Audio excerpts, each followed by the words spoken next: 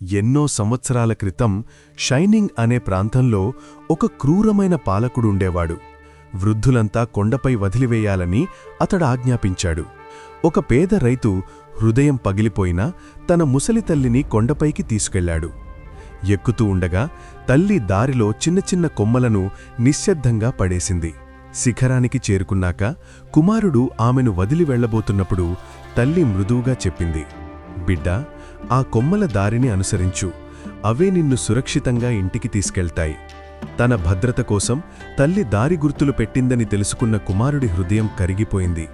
వెంటనే ఆమెను తిరిగి ఇంటికి తీసుకెళ్లి దాచిపెట్టాడు. కొద్ది రోజుల తర్వాత పాలకుడు బూడిదతో తాడు చెయ్యాలి అని అసాధ్యమైన ఆజ్ఞ ఇచ్చాడు. రైతు తల్లి సలహా అడిగాడు. ఆమె గడ్డితాడు చేసి రాళ్లపై కాల్చమని చెప్పింది. అలా చేయగా బూడిదతో తాడు సిద్ధమైంది. అది చూసి పాలకుడు ఆశ్చర్యపోయాడు. నిజం తెలుసుకున్న తర్వాత ఆ క్రూరమైన చట్టాన్ని రద్దు చేశాడు. నీతి: వృద్ధులు భారము కాదు, వారు జ్ఞాన భాండాగారం. వారి అనుభవం జీవితంలో కఠిన సమయాల్లో మనకు దారి చూపిస్తుంది.